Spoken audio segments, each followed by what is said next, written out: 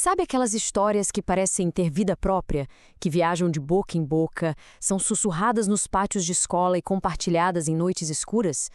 Elas não são contos de fadas, não. São algo mais próximo, mais real. Elas são, na verdade, espelhos dos nossos medos mais profundos. Para pensar um pouquinho. Qual era a sua? Aquele monstro debaixo da cama? A criatura que ficava espiando do lado de fora da janela? Todo mundo teve uma história que nos fez puxar o cobertor até o queixo, sabe? Com o coração a mil. E o mais curioso é que essas histórias são universais. Olha, talvez tudo comece aqui, com os primeiros avisos dos nossos pais. Essa frase que parece tão simples é a nossa primeira introdução a um mundo de perigos que a gente não consegue ver. É a porta de entrada para um universo inteiro de contos de advertência. Então, a grande sacada é essa. Lendas urbanas não são só historinhas de terror para passar o tempo. Elas são verdadeiros artefatos culturais. São um registro de quem nós somos e, mais importante ainda, daquilo que a gente teme como sociedade. Para a gente entender como essas histórias funcionam na prática, vamos começar pelos protagonistas delas. Aquelas figuras que já fazem parte do nosso imaginário coletivo. Tenta imaginar a cena. Um banheiro de escola, meio vazio. As luzes piscando, aquele silêncio.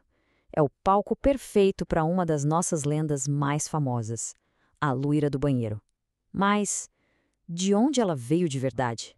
O que a gente vê aqui é que uma única lenda, na verdade, é uma grande colcha de retalhos. A história da loira do banheiro mistura elementos bem antigos, de rituais com espelhos, se inspira em figuras históricas como a Rainha Maria Sanguinária, a Bloody Mary, e, no fim, encontra uma identidade bem brasileira na vida trágica de Maria Augusta de Oliveira. A lenda diz que o fantasma dela assombra a escola que foi construída onde era sua casa, costurando todos esses fios em uma única e aterrorizante história. E ela não tá sozinha, não. O nosso folclore é cheio de figuras assim. Tem o homem do saco, né, que persegue as crianças que não obedecem, a dela da meia-noite, que assombra motoristas em estradas desertas, o misterioso chupa-cabra e até o pé grande. Cada um deles representa um tipo de medo. Mas por que essas histórias específicas? Por que um homem com um saco ou ladrões de órgãos? A resposta está nos medos que eles simbolizam. Chegou a hora da gente decodificar esses monstros. A verdade é que nenhum desses monstros surge do nada. Cada um deles é um reflexo, a personificação de uma ansiedade que está ali borbulhando debaixo da superfície da nossa sociedade em um determinado momento da história. Essa conexão fica muito nítida quando a gente olha os exemplos.